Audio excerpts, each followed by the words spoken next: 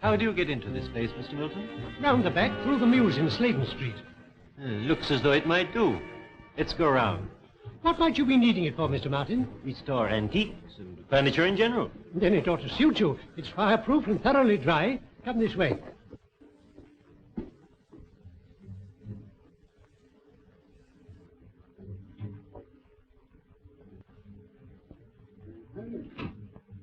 What's left of the booking office now? Well, Moran, Mr. Martin seems to have done his work very satisfactorily. I carried out your instructions to the letter, Professor. Now, Moran, let's get our bearings. That wall, I take it, faces Peldon Street. Exactly. Originally the main entrance to the station. And the lift shaft? Here, on this side.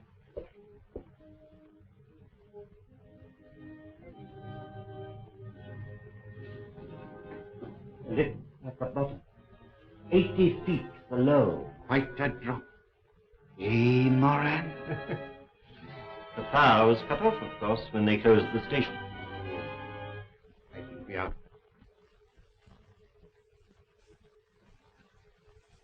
How about lunch, Mr. Holmes? What do you fancy? A nice little bit of boiled cod? My dear Mrs. Hudson, life is sufficiently dull at the moment without adding boiled cod.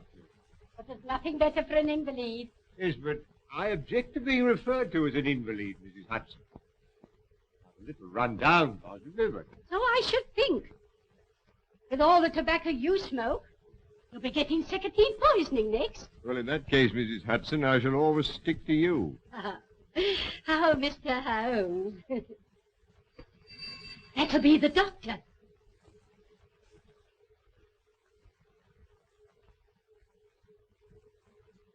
Dr. Watson. Oh. You caught cold? No, it's this infernal atmosphere. Oh, I suppose it is pretty thick. Thick? My dear Holmes, it's intolerable. You could cut it with a knife. Why did you open the window? You walked here, I perceive. Yes. And on the left-hand side of the street. Yes, that's right. But how in the world did you know? Oh, my dear fellow, it's simplicity itself. You've got a little reddish soil adhering to your shoe. They're pulling up the flagstones in front of the Wigmore Street post office, and as the pavement is covered with that reddish soil, it's difficult to avoid treading in it. The post office is on the left-hand side of the street. Oh, of course, when you put it like that, it does sound simple. Yeah. It's elementary, my dear Watson, elementary. By the way, Holmes, I hope you've decided to take that holiday I prescribed for you. Well, up to 9 o'clock this morning, I was distinctly averse to the idea. But I've received a letter from an old friend of ours which inclines me to change my mind. I'm delighted to hear it. Who's it from? My dear fellow, I'll read it to you.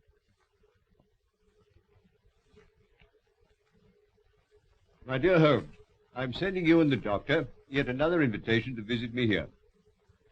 Believe it or not, it's 20 years since you disposed of the hound of the Baskervilles for me. Oh, bless my soul, can you believe that, Watson? Seems impossible to me. Amazing. My daughter Diana is anxious to make your acquaintance. Yes, but she's engaged, Watson. To young Trevor, a neighbor of theirs. Oh. I know you hate the country just as I hate London. But stretch a point and come down for a week or two with Watson. Yours ever, Henry Baskerville.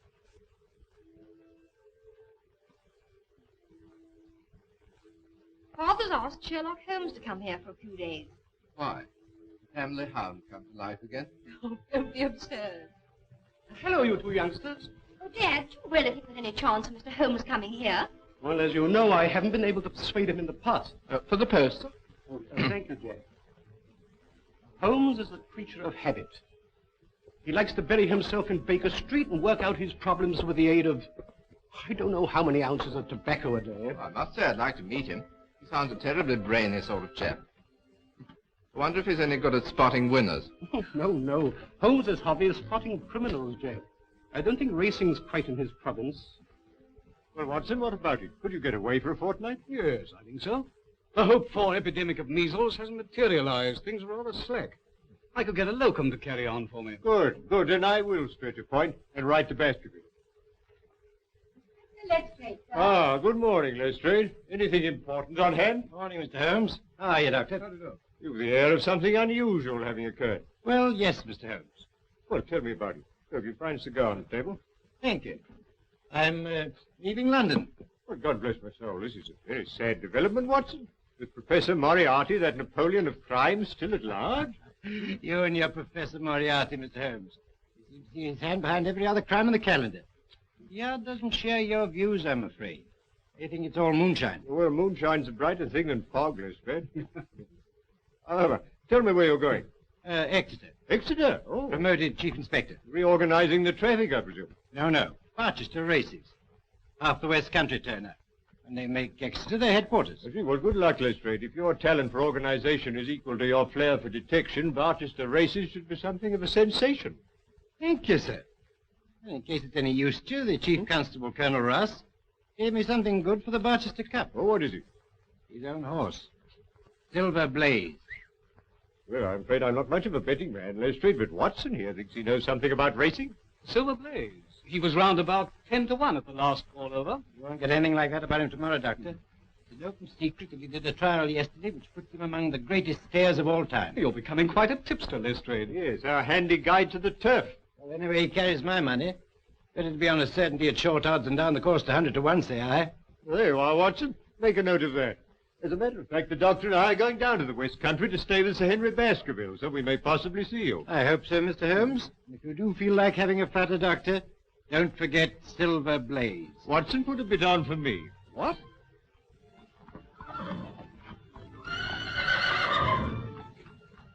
Looks fit enough, Colonel. Best horse I ever owned. Hey, Straker? You all right, sir? It'll take a good one to beat it. You fancy Lord Manston's horse, don't you? Desborough, yes, I have got a bid on him. We'll see how they stand at the betting tomorrow. There's a call over today at the Victoria Club. We'll probably hear all about it tonight. Oh, before I go, could I have a word with you alone, Colonel? Certainly.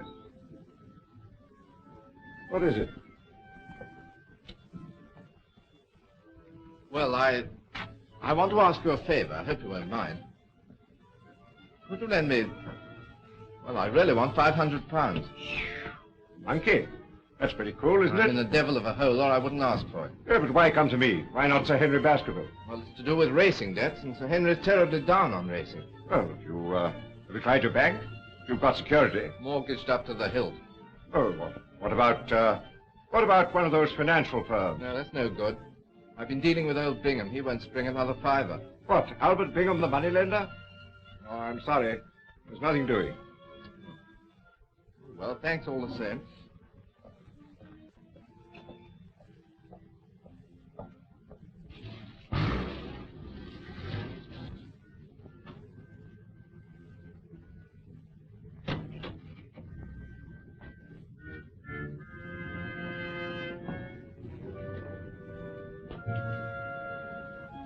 Stay here, Prince. I may want you again shortly.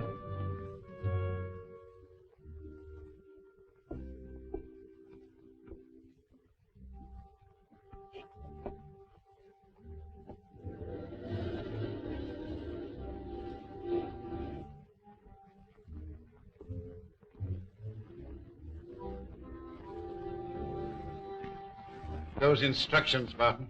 Sure. I'm expecting a visitor in a few minutes. You'd better stand by with Prince till he goes. Very good, Professor. Eh? Bring him in.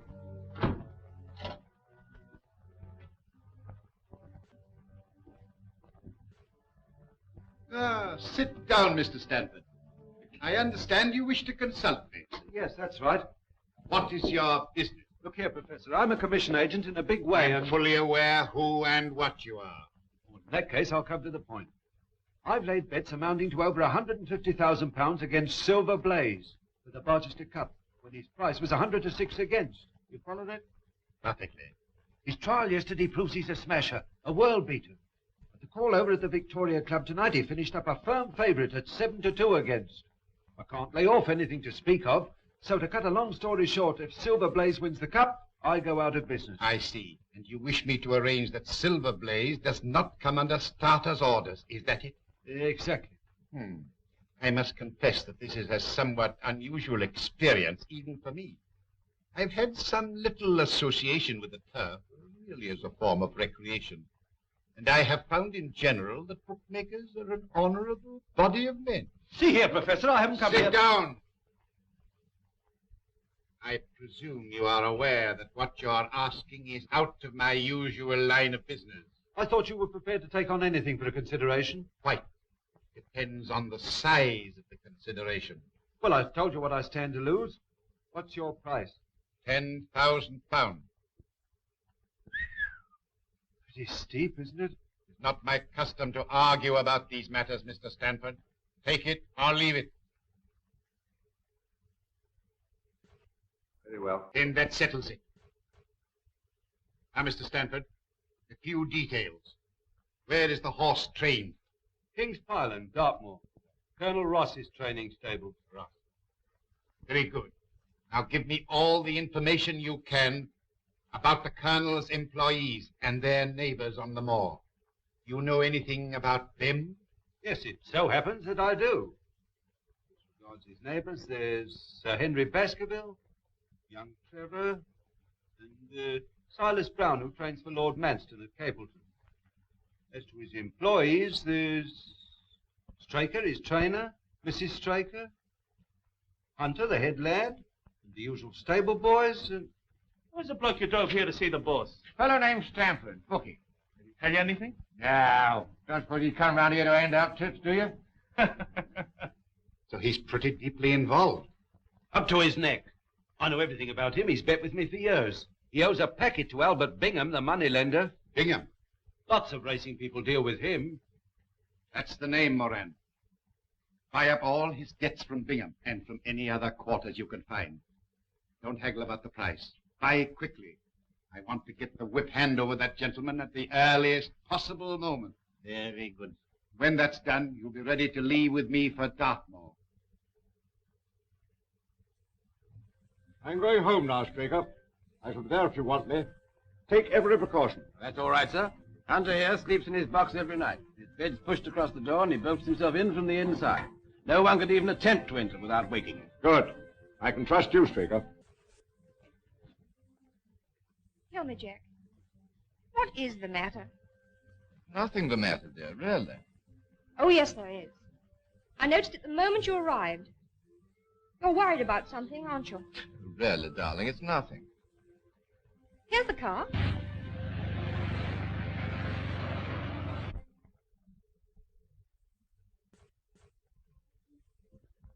They're here, Dad. Arrived, have they? Good. Well, here we are, Watson. Come along.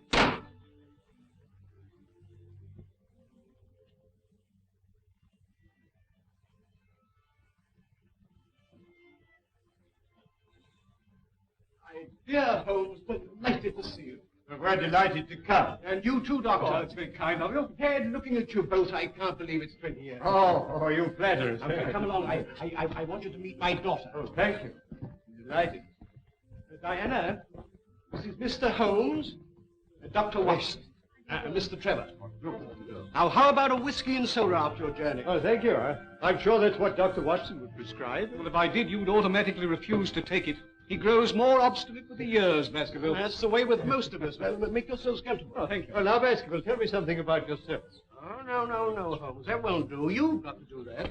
Carl's been promising us all a treat, Mr. Holmes. We shall see you in action. Yes, with Sir Henry as the victim. I mean that we should see Mr. Holmes do his stuff. This is a modern expression, Watson, signifying to display one's talents. That's right. I want Mr. Holmes to tell us what Father's been doing for the last 20 years, just by looking at him. You evidently have great faith in my abilities, Miss Baskerville. But I'm afraid there's very little data. I merely observed that since we last met, your father has taken to billiards, that he's recently played 100 up with Mr. Trevor. Absolutely correct, Holmes, but how... Oh, my dear fellow, it's simplicity itself. I observe that both you and Mr. Trevor have traces of blue chalk between the forefinger and thumb of your left hand, which is put there, obviously, to steady the cue. There. I hope that satisfies you, Diana. Well, I expect you'd like to see your rooms. I'll show you, Mr. Holmes. You'll stay and dine, Jack? Thanks. If you'll take me as I am and don't mind my rushing off immediately afterwards, I've got to ride over the moor to King's Pyland. I'm trying to get Straker to persuade Colonel Ross to buy one of my ponies. Oh, that's all right, my boy. Come along.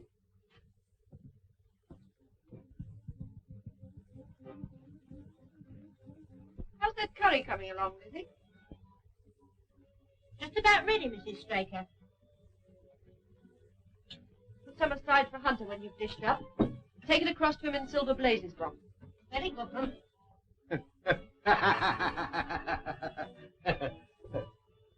Everything all right, Hunter? Yes, thank you, sir. I do hope Mr. Straker isn't late. He specially asked for curry. Oh, you shouldn't be long now, Mum. Dinner's ready, Jim. All right, I'll just go and have a watch. Lizzie, don't forget Hunter's supper. Oh, no, Mum, I'm keeping it hot for him. All right, then you can bring ours in now. Very good, Mum.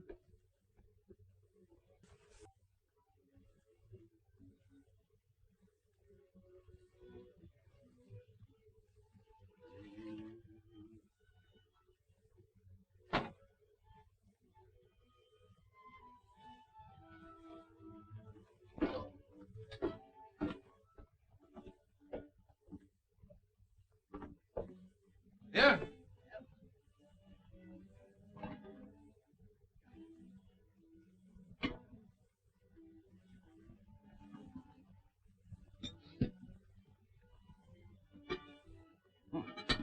That was good. All right?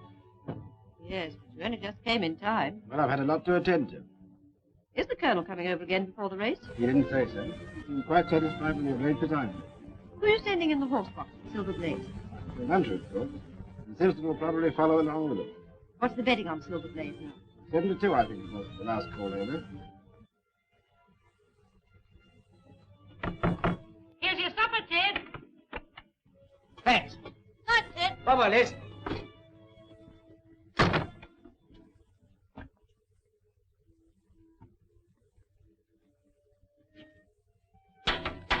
Anybody about? Oh, it's you, Mr. Trevor. Straker at home? Yes, sir.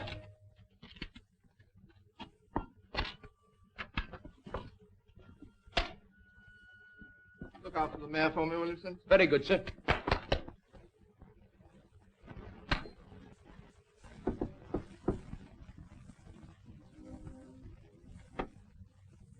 Ah, Mr. Trevor.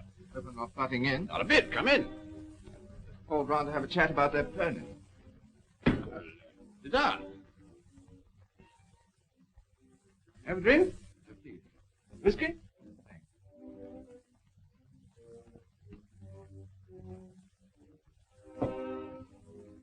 Whose horse is that, Simpson? Mr. Trevor's, Ma'am.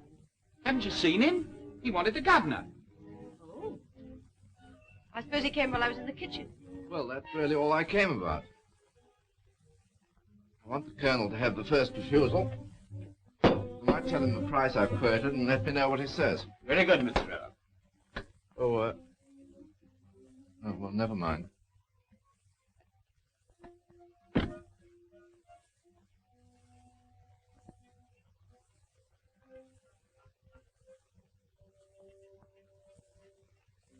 Mary.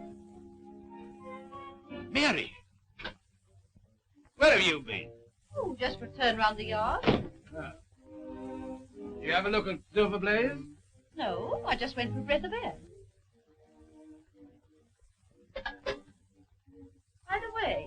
Silver Blaze doing another trial tomorrow? Yes, but the last before the race. Oh, well, I'm for an early night. Doesn't seem to be much to stay up for.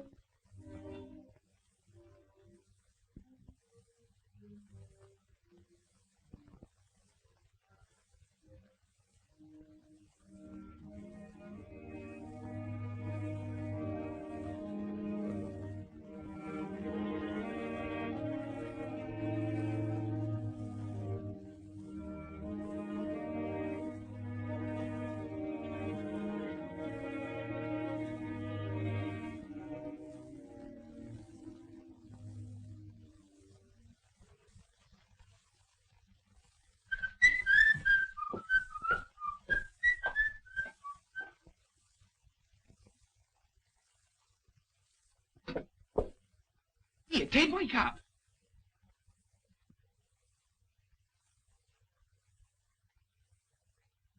Who's that?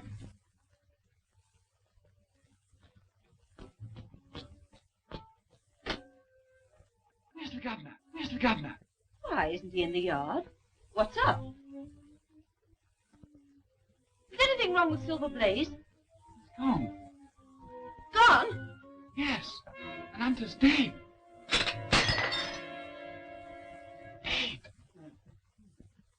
You must have a look round this morning, Holmes. Oh, thank you, I should like to. There are a few improvements since you were here last. Yes.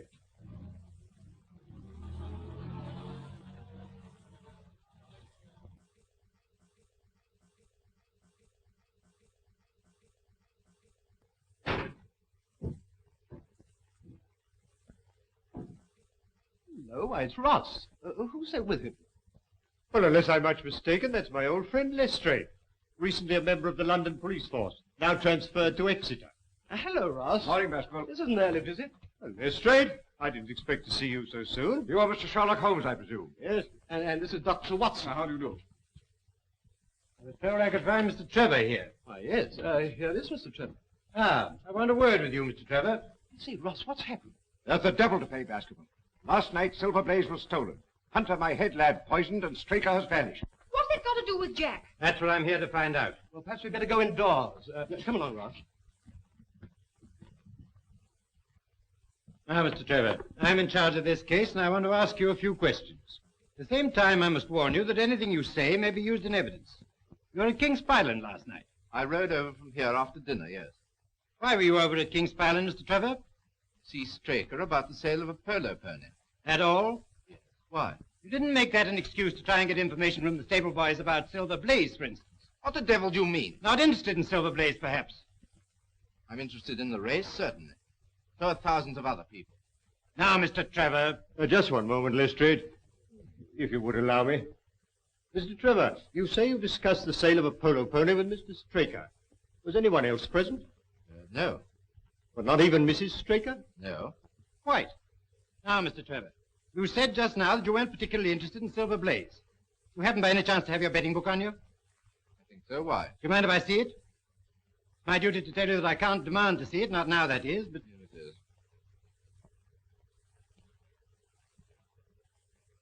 it is.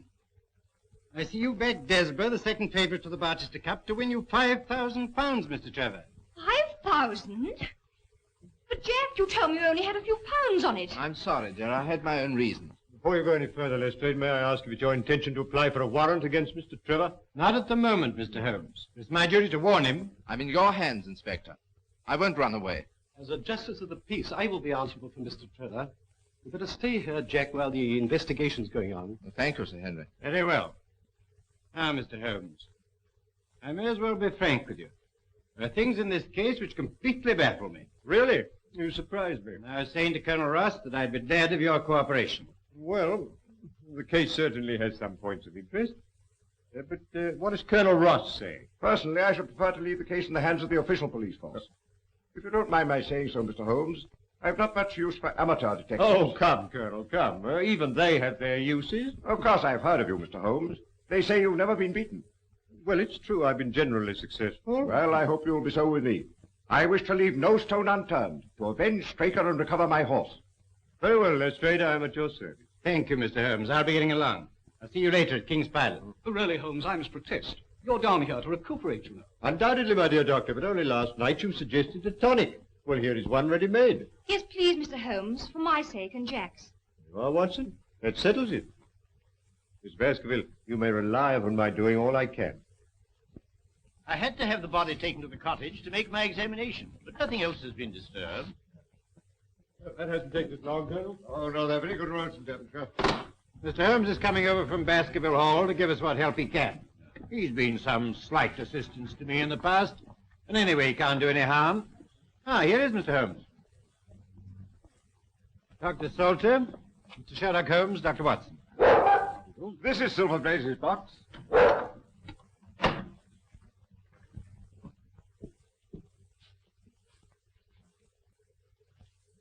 What, in your opinion, was the cause of death, Doctor? An overdose of powdered opium. In that case, he would have died in his sleep. That is so.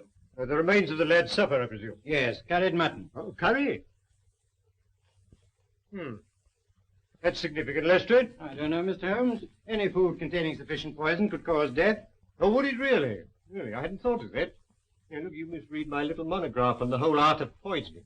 Did the people of the house partake of the same dish without any ill effect? Yes, Mr. Holmes. Well, then what is your theory? That Mr. Trevor, while standing at the open window, passed his hand through and placed the poison in the curried mutton? Exactly, and quite easy, as you can see. Well, and then what? He opened the door with a duplicate key, took out the horse, and led it to some secret hiding place? The evidence against him is very strong. Well, it's purely circumstantial. It would be equally easy for the murderer, with the aid of a stick or a hunting crop, to pull back the bolt of the door. Yes, it is. Yes, quite easy, as you say, Leslie. Where is the stable boy who discovered the crime? Somewhere outside in the yard. Would you let me see him? Certainly, I'll fetch him.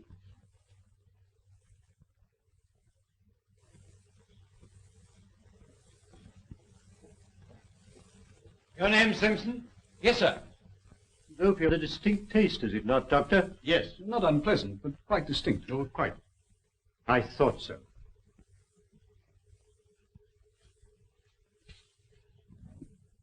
Oh, is this the boy? Yes.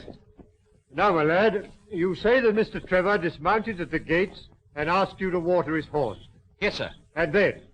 He went towards the cottage, sir. And in doing so, he would, of course, have to pass Silver Blaze's box. Yes, sir. He went along that side. But you didn't actually see him pass the box? No, sir.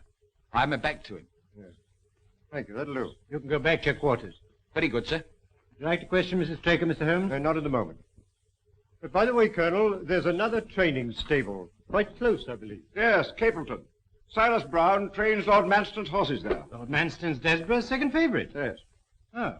Then, with the exception of Baskerville Hall and Trevor's place, your only neighbour would be Silas Brown. Yes. I phoned Brown at once on the discovery of the crime. He knows nothing. Oh. Oh, and there's nothing to connect Mr. Trevor with the Capleton stable. Nothing. By the way, Colonel, have you an old shoe of Silver Blaze? Yes, here.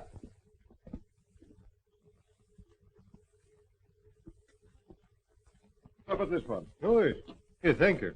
Thank you. I'll put it in my pocket for luck. And have you a photograph of the horse? I think so.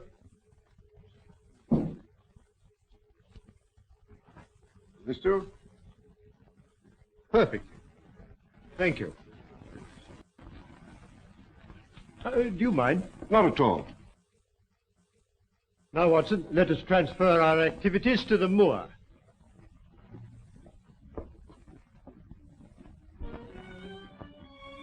That building on the skyline, I presume, is Capleton. Yes.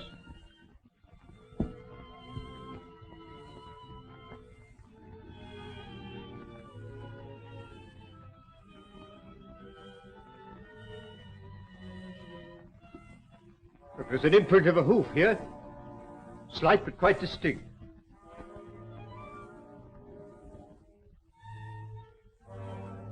An exact fit. And here are footmarks. Good Lord! What's that? Watson. It's Straker! Obviously, he followed the thief, caught him up here, there was a struggle, he paid with his life. And here's the torch he used to trace the horse.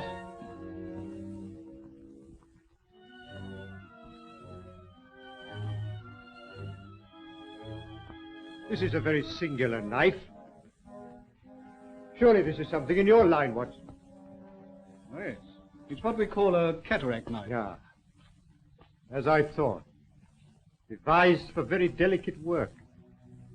It's a curious weapon for defense. Lestrade? The best you could lay hands on at the moment, I suppose. Yes. Yes, very possibly. No trace of blood, I perceive.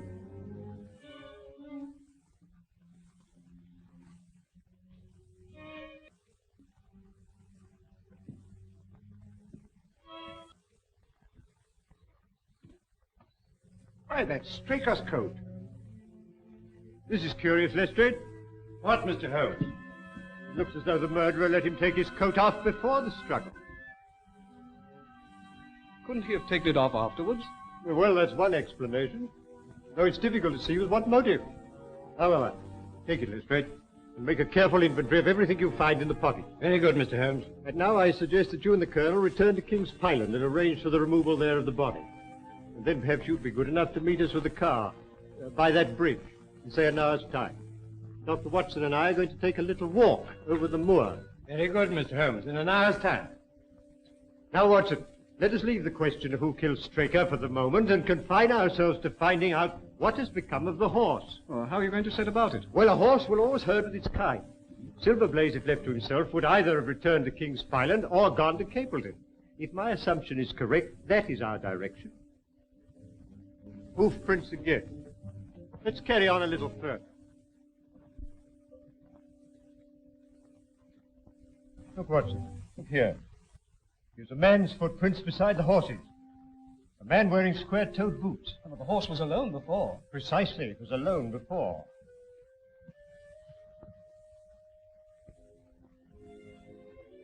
Here we are. Here's the same footprints.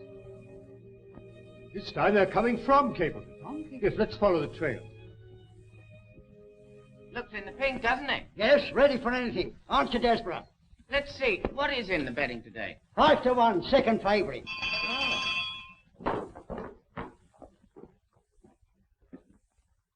Journey's in, Watson. We don't want any lifeless here. I only want to ask a question. Am I too early to see Mr. Silas Brown? Well, I don't know, sir. He was up rather late last What night. is Dawson? No gossiping. Get on with your job. Very good, sir. And what the devil do you want here? 5 minutes' talk with you, my good sir. I've no time for talking. And we don't want no strangers here. This is a matter of vital importance. It's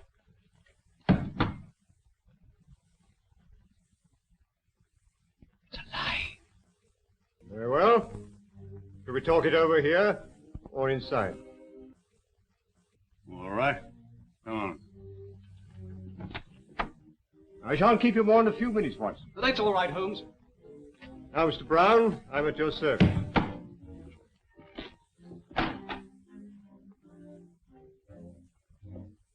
Well, I'm glad you realize that it's no use trying to bluff me.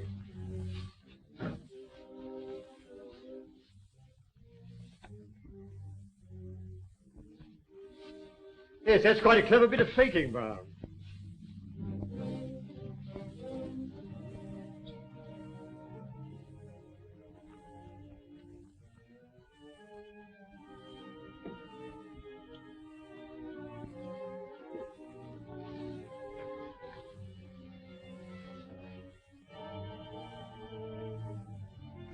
So don't give me away. I'll return the horse. Very well, but providing you do as I tell you.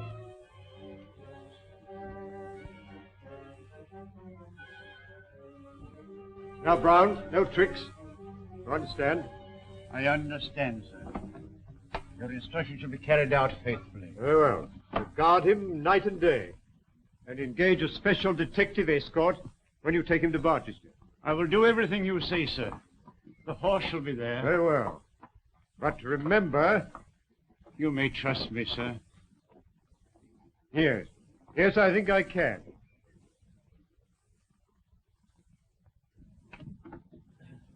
I'm sorry to keep you, Watson. Oh, that's all right. Well, a more perfect compound of the bully and coward than Silas Brown I've seldom met with. The horse is there, then? Yes. Of course, he tried to bluff it out. But I described to him so exactly what his actions had been last night that he's convinced I was watching him. Well, what actually happened, Holmes?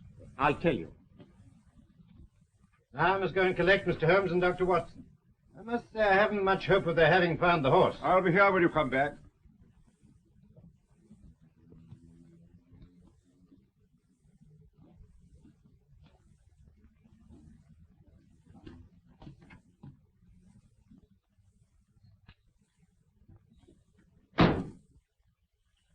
Surely Brown was running at tremendous risk. Oh, my dear Watson, Silas is an old horse faker.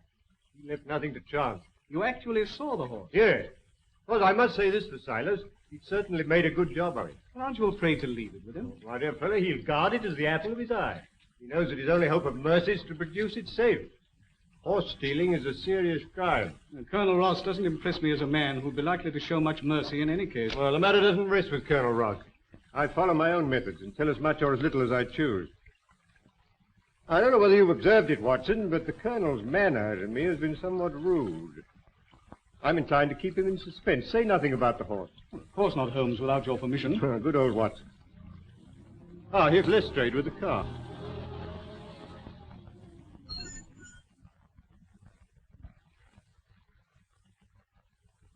Well, Mr. Holmes, seen anything? Yes, we've seen some very interesting things, Lestrade. Boots. Boots? Yes, square-toed boots. Where now, Mr. Holmes? Straker's cottage, please. I hope Mr. Holmes won't be long. I want to phone the story through in time for the 6 o'clock edition. Ah, Mr. Holmes, I represent the Western Mail. I understand you're taking up this case. No, certainly not. I'm just Holmes the busybody, retained by the police to supply their deficiencies. Oh, Inspector, there are several points upon which I should like to ask your advice. I must consider whether I don't owe it to the public to scratch the horse immediately. Certainly not. I should let the name stand. My business with Mr. Holmes now is private, if you don't mind. Right you are. I've got something to go on with anyhow. Good day, everybody. I'm very glad to have had your opinion, sir. Well, Doctor, have you made your examination? Yes. Straker was killed by a savage blow from some blunt, heavy instrument delivered with enormous force. Lestrade, let me see his coat. Will you have it there? Yes, here it is. Thank you. I presume you made the inventory I asked for. Trust me, Mr. Holmes.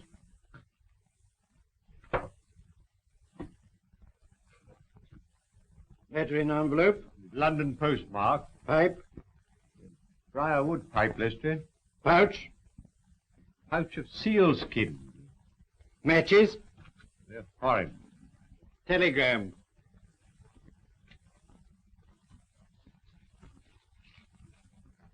Handed in at Coombe Tracy. Let's see what the letter says first. Bingham & Co. Financier. 22A Bond Street, London, W1. J. Straker, Esquire, King's Pyland Stables, Devon. Dear Sir, please receive this as official notification that your commitments to us, secured by 6 promissory notes, were today purchased by Mr. Leslie Martin of 15 Lamb Street West, to whom you are now accountable. Yours faithfully, Bingham & Co. Our friend Straker seems to have been somewhat financially embarrassed. Now for the telegram. For cup final, send instructions. Will meet you as we agreed. Martin. I think Mrs. Straker might be able to help us here. She's in her room. I'll fetch her. Thank you, Doctor. I don't think she'll be much assistance, Mr. Holmes. Apparently she and Straker went to bed about the usual time. When she woke up in the morning, she found it gone. Still, I'd like a word or two with her, Lestrade, regarding her husband's habits. No one like a wife, I'll tell you that. Watson? Yes, quite. You remember I have these, Lestrade. Pray don't think it a liberty. Not at all. You're welcome. I see nothing in them.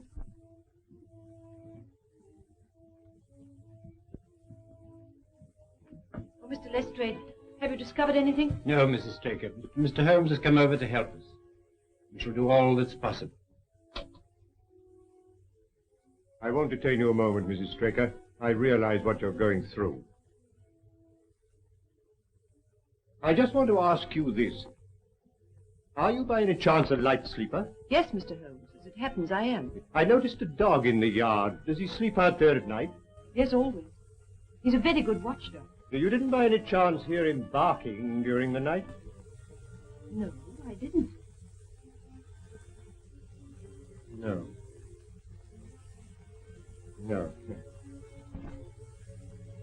Just one other thing. Was your husband interested in football? Oh, no. Racing was the only thing that interested him. And there's just one further question, Mrs. Straker. You had curry for supper last night. Did you mention that to anyone outside the house? Why, no. No, thank you, Mrs. Straker. I don't think I need intrude upon your time and patience any longer. Thank you, Mr. Holmes. Colonel, you have a few sheep in the paddock. Have you had anything wrong with them of late? No, I don't think so. Oh, now you mention it. I believe that one of my stable lads did report that 3 of the sheep had gone lame. Ah. Why do you ask? Well, just a long shot, Colonel. A very long shot. Lestrade, let me recommend to your attention this singular epidemic among the sheep. You consider it important, Mr. Holmes? Oh, yes, yes, exceedingly so. Is there any other point to which you want to draw my attention? Well, to the curious incident of the dog in the night time. The dog was perfectly quiet in the night? No, that was the curious incident. Oh. Well, I'm going to Baskerville Hall. Will you be following? Yes, yes, very possibly, Lestrade.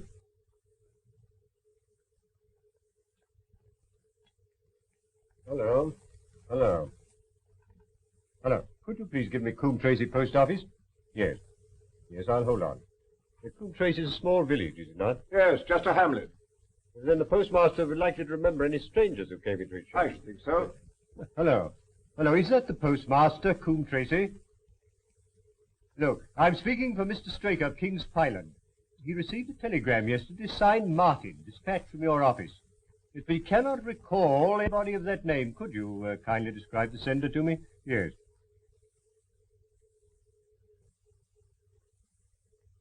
Oh, there were 2 of them. I see. Thank you. Thank you. I'm very much obliged to you. You think the telegram's important? Very much so, Watson. Well, au revoir, Colonel. We've had a charming little breath of your beautiful Dartmoor air. Then you despair of arresting the murderer of James Straker? Well, there are certainly grave difficulties in the way, but I've every hope that your horse will start, and I beg you'll have your jockey in readiness. And you've nothing definite to tell me? When we meet at the races, Colonel.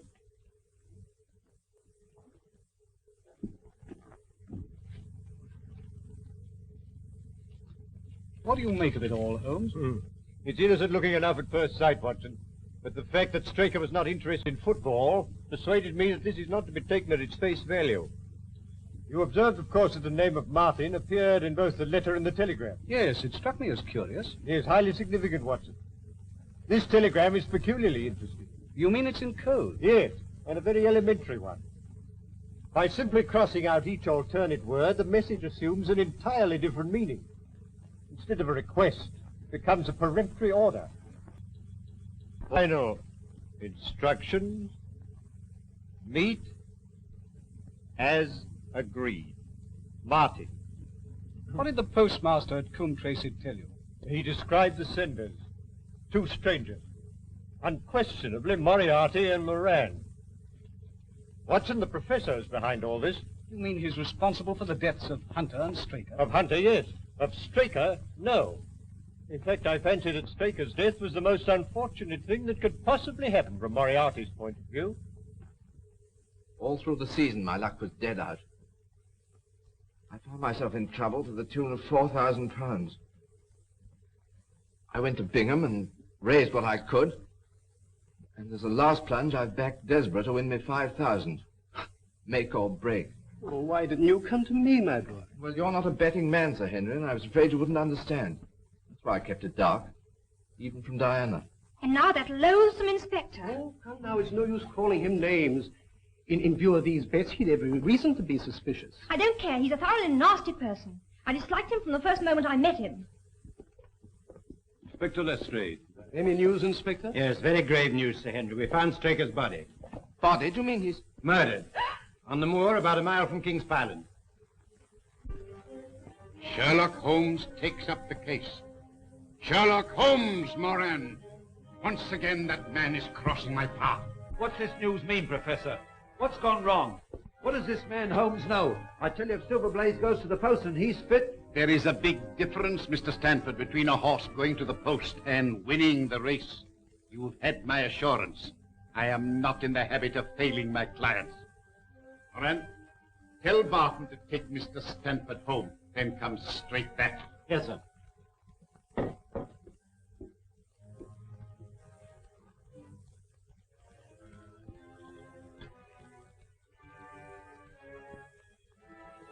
Prince, it's now 4 o'clock.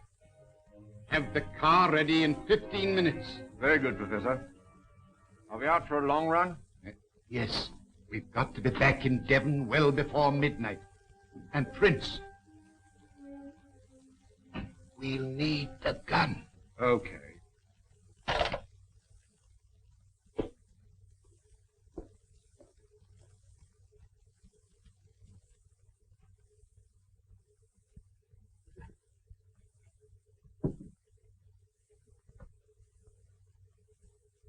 What have you got there, Prince? Oh, you haven't seen this little gadget before, have you? No. You hadn't joined us when it was last used. Let's have a look. It's a magazine air gun, absolutely silent and immensely powerful. Made specially for the Professor by a well-known foreign gunsmith. Seems you're going to use it again. Oh, there you are, Barton. I want you to take Mr. Stanford home. Yes, we're in deeper waters than you think, Lestrade, but we must take the case one step at a time. Now, I've progressed so far, I'm glad to say, as completely to exonerate Mr. Trevor. You've got to convince me, Mr. Holmes. I've every hope of doing so. Now, you will agree that Hunter was murdered in order that the horse could be stolen. Exactly, we all know that. When I examined the remains of Hunter's supper, I remarked on the fact that it consisted of curry. Yes, but I still don't see. Well, perhaps I can help you to see. And one or two other things as well. That was the first link in my chain of reasoning. Hunter was poisoned with powdered opium, and powdered opium is by no means tasteless. Well then, Mr. Holmes, why didn't the boy notice it? By no means tasteless when mixed with any ordinary dish. Curry was exactly the medium which would disguise that taste. So, you remember that I asked Mrs. Straker if she told anyone they were having curry for supper that night, and she replied, no. Yes, I remember you putting that question. Well, it's surely too monstrous a coincidence to suppose that Trevor happened to come along with powdered opium on the very night when a dish was served which would disguise its flavor. That is unthinkable, Lestrade. That certainly is a strong point. And there's a further point, even more significant, Lestrade. The silence of the dog. Though someone had been in the stable and fetched out the horse, the dog had not barked enough to arouse Mrs. Straker, who was a light sleeper. Obviously, the visitor was some member of the household. Then what do you make of it, Holmes? One thing for certain. Trevor becomes eliminated from the case. Well, I confess, Mr. Holmes, in view of what you say, I don't know what move to make. Make no move at the moment, except to assure Mr. Trevor that all suspicions of him were unfounded. You know, we're old friends. As wrongfully to arrest the future son-in-law of Sir Henry Baskerville. I appreciate that. I'll speak to Mr. Trevor. Who's that taking my name in vain? Ah, Mr. Trevor. I've just had a little chat with Mr. Holmes, and I'm glad to say that he sees eye to eye with me. You quite understand that at the commencement of this case, it was my duty to follow up any clue, however slight. I don't mind telling you now that I never seriously suspected you. Well, he can't say fairer than that, can he? Well, I'm very glad you feel that way about it, Inspector. Yes, I still don't see how it helps us. Who did put the opium into the curry? Who did steal the horse and kill Hunter and Straker? My dear Lestrade, it's a capital mistake to theorize before you have all the evidence. It biases the judgment. Then you're not going to tell us anything, Mr. Holmes? Well, not at the moment, Miss Baskerville. There's one other link in the chain to be tested, and to do that, I'm afraid we must return to London tonight. Tonight? Yes, Dr. Watson and I are sorry to have to run away like this. Well, there's nothing before the midnight train from Exeter. Dinner will be ready in a few moments. You've heaps of time to dine here in comfort before you go. Well, thank you. I shall be delighted. I hope you'll stay and dine too, Inspector. Oh, thank you, sir.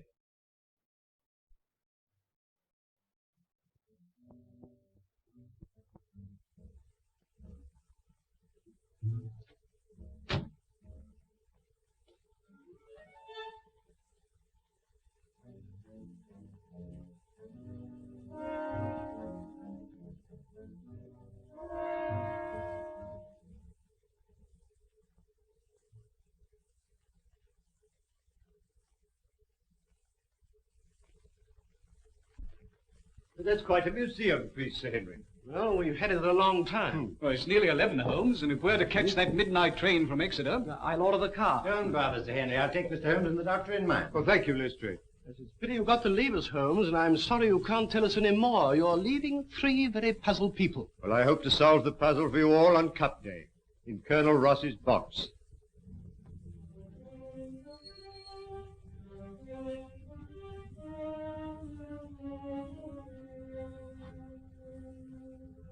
What's happening? I think he's going, Moran.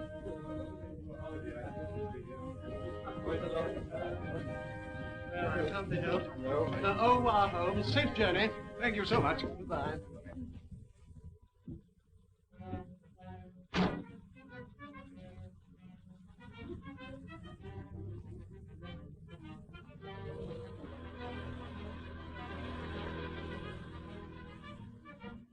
Quick, back to the car. Follow that car.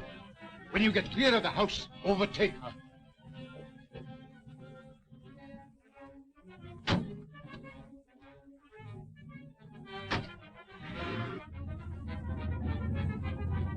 I have the strongest reasons for thinking that Professor Moriarty's the brains behind this crime. You know, he seems quite an obsession with you. But you still don't believe in the Professor? Frankly, Mr. Holmes, I do not. Another few yards, Moran, then let them have it. Oh, no. There's a car following us. Quick, down for your life.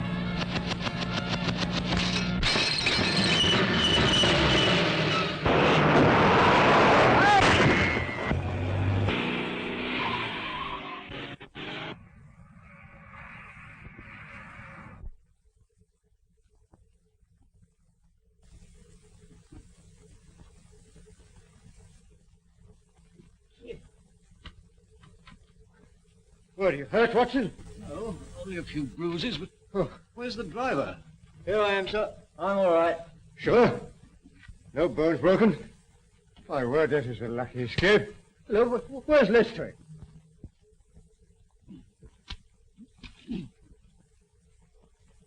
Watson, have you seen Lestrade? Lestrade!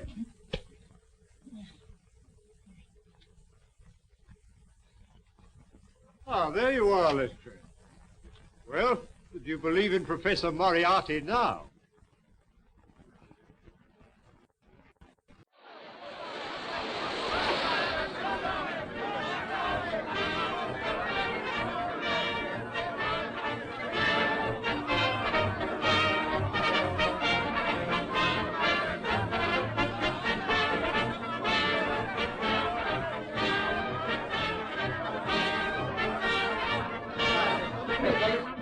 Silver Blaze, 6 to 1. I'll take £60 to 10. Silver Blaze, £60 to 10. Number 5 hits 9. Silver Blaze, 5 to 1.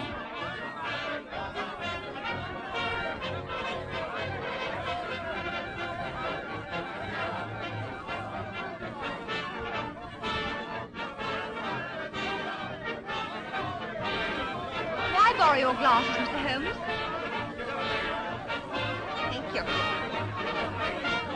You doing anything for the 3:30? Well, they tell me Sunstroke has a good chance. Oh, Mr. Holmes, you've assured me that my horse will go to the post. But we are still waiting to know who killed Straker and Hunter. I promised you should know everything today, Colonel, and you shall. Oh, Watson, you've been having a little flutter, I see. What? Well, if you want to conceal it, I suggest you find a deeper pocket for your betting ticket. It's all very well, Mr. Holmes, but we're waiting. Yes. Well, Colonel, in the first place, it will come as a shock to you to learn that Straker was a scoundrel, utterly unworthy of your confidence. Are you serious, Mr. Holmes? Yes. Acting under the orders of a master criminal who bought up his debts and so had it in his power to ruin him, he poisoned Hunter and then took Silver Blaze out on the moor in the dead of night. I can hardly believe it. Straker? But to what purpose? It was his intention to use that singular knife, you remember I found in his hand, to nick one of the tendons of the horse. With your wide experience of the turf, Colonel, you know it's possible to do that subcutaneously and leave no trace. The result would be a slight lameness, which would put down a rheumatism or a strain in exercise. You say it was his intention. You mean he didn't succeed? No. I examined the knife. There was no trace of blood. But why didn't he do all this in the stable? Why take him out on the moor? Well, for the best of reasons. When so spirited a creature felt the nick of the knife, he would certainly have roused the soundest of sleepers. But how did you arrive at all this, Mr. Holmes? I found several clues, the chief of which was the knife.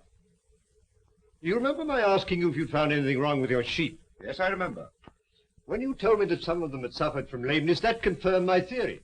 That Straker, before tackling the delicate operation on the horse, had been practicing on the sheep. Good heavens. But who interrupted the plot? Who killed James Straker? I'll waive that question for a few minutes, Colonel. Hello, the numbers are going up. What number is Silver Blaze? 9. 9. Oh.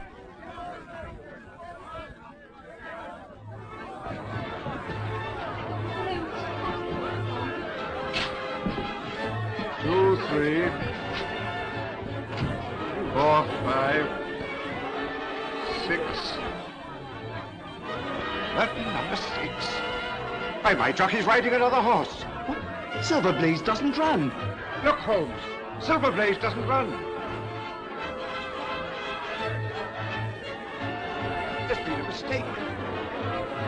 The 6 should have been a 9. Mr. Holmes, I relied on you implicitly. Yes, and you may still do so, Colonel.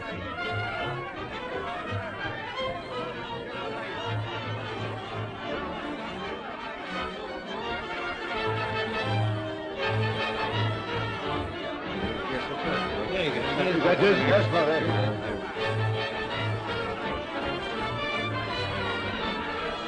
That's my horse. Yes, and that's the murderer of James Straker. What?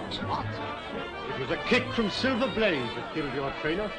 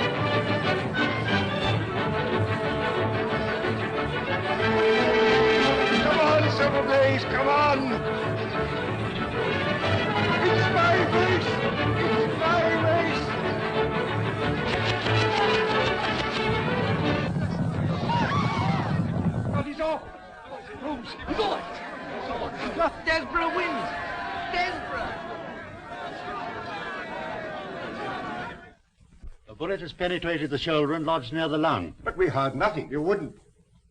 It was fired from an air gun. Noiseless and of tremendous power. How could it possibly be concealed in the crowd? In the interior of a specially designed kinematograph camera. Good heavens. But how on earth did you know? Well, I observed through the glasses a group of cameramen lined up near the winning post. I fancied I knew one of them. Mr. Holmes, what does this all mean? It means, Colonel, that you've been cheated of your race by the most cunning and dangerous criminal in London. Is there nothing can be done?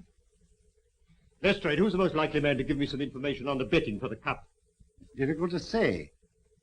Old Sam Silver's a member of the Victoria Club and a good friend of mine. Where can we find him? It's 100 to 1. He's in the Champagne bar at this moment. I'll stay here with Merton if you don't mind. There's no question about it. Stanford had laid over £100,000 against Silver Blaze and got left with it. Point him out to me. There he is, Mr. Holmes, in the dark suit and the bowler. Thank you, Mr. Silver. Watson, I want you to take particular note of that man. Not a word, Sam. Trust me. Excuse me, Mr. Holmes. You can allow me to look after this. Yes, but I think you need a little unofficial help. Just to supplement your usual happy mixture of cunning and audacity. Is there anything I can do? Yes, my dear Watson. A job that involves tenacity of purpose, of which, my dear fellow, you've given me so many proofs. Look, I want you to remain here and never lose sight of Stanford. Lestrade and I will drive straight back to Baskervilles. Yes? Lestrade, will you give instructions for your car to be at Dr. Watson's disposal? Certainly, Mr. Holmes. And you might tell your chauffeur to get into Mufti. As soon as Stanford leaves, follow him.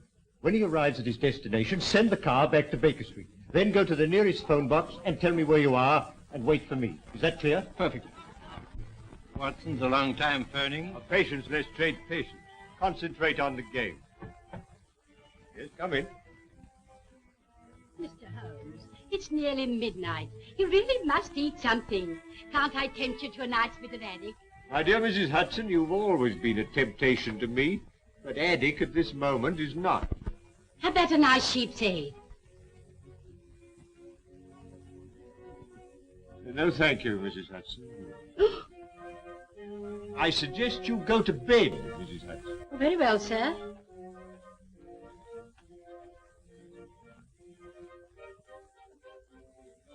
Still your move, Lestrade.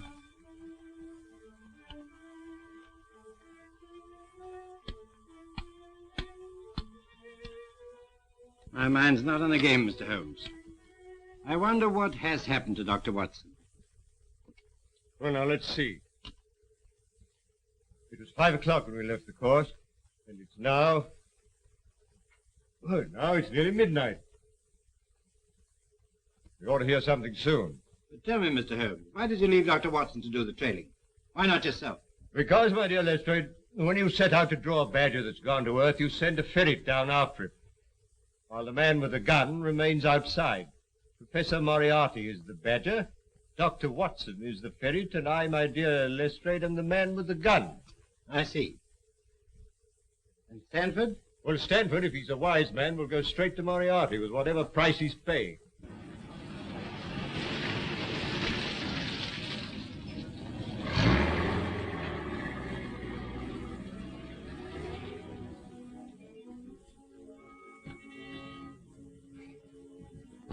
When you're finished with the professor, you'll be taken back to where we picked you up. You got the necessary on you, I suppose? Yes, of course. Okay.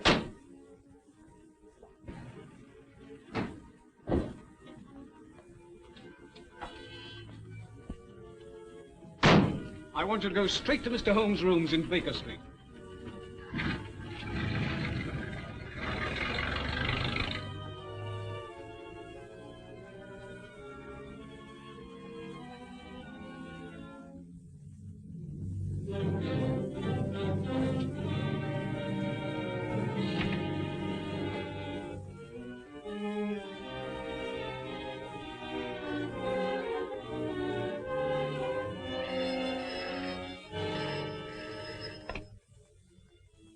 Yes.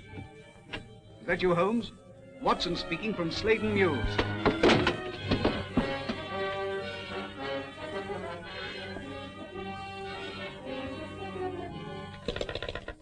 Watson! Quick, Lestrade, there's something wrong. They've got Watson. Inspector Lestrade's chauffeur, sir. Good. Drive us to where you dropped Dr. Watson. Right.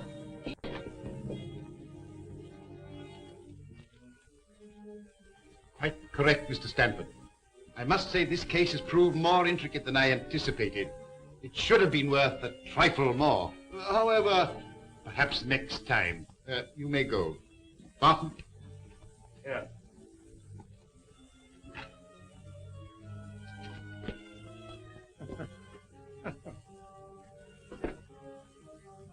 Next to Mr. Holmes himself, I don't know anyone who'd be more welcome.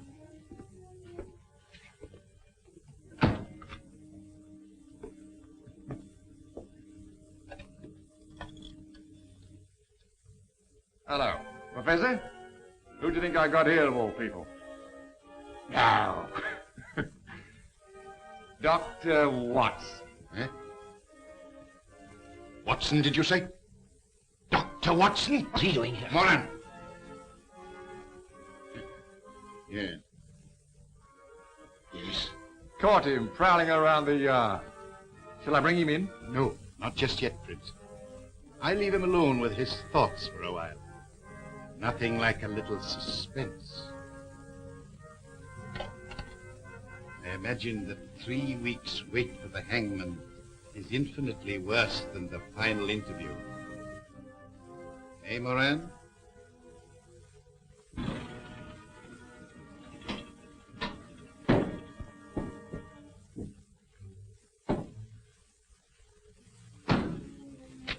You wait here. Come, Lestrade. This is the Mews.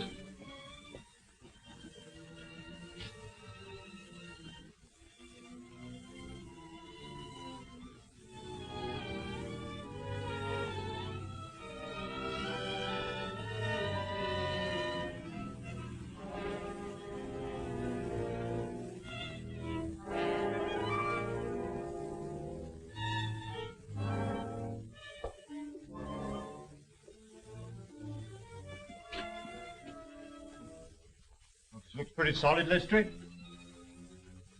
What building is this? This must be the back of the old Felden Street tube station.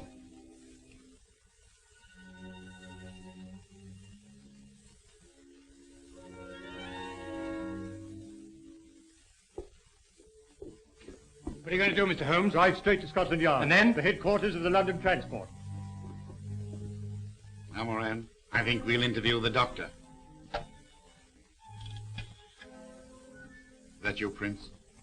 Bring in Dr. Watson. Right now.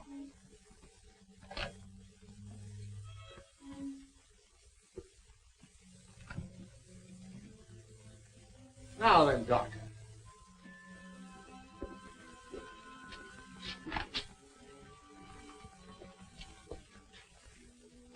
This should be most amusing, Moran. Ah, come in, Doctor. I have had the pleasure of several interviews with Mr. Holmes, but never before with his talented friend and colleague. Won't you sit down?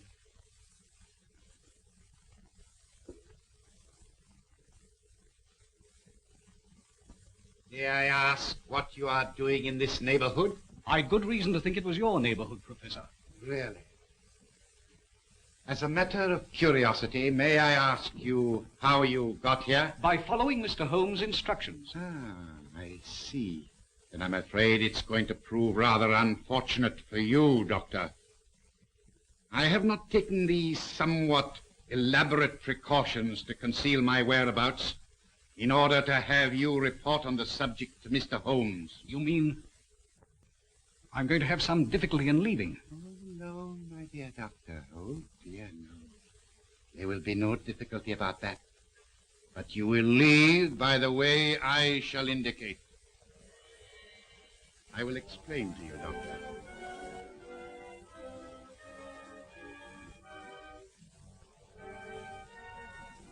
You are now in what was the Felden Street Tube Station. Behind that panel is the lift shaft. It's a sheer drop of 80 feet.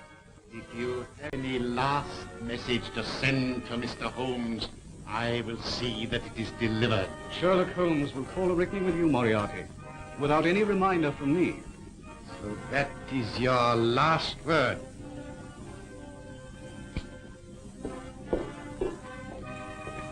Very good. I will now remove the panel and wish you a swift journey.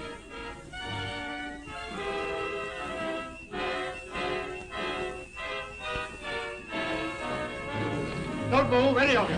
Huh? Except you, my dear Watson, who I'm sure will be more comfortable with us. You must excuse me for trespassing on your private property. I've had the lift put in order again. You clever... no compliments, please. I arrest you, Robert Moriarty. On what charge? For being concerned in the murder of the stable boy Edward Hunter. And for an attempt on the life of Mr. Sherlock Holmes, Dr. Watson, and... That'll do to go on with, Lestrade. When the professor has answered to those charges, there will doubtless be a number of others to occupy his attention. Listen, Holmes. There's no prison can hold me. You know, I almost wish that were true, Professor. Life would be very dull without your activities. Watson, might I trouble you for a match? I think our quiet rest in the country has been a great success. Damn you, Holmes. Ask you. Well, it's the most amazing case we've ever solved, Holmes. Elementary, my dear Watson. Elementary.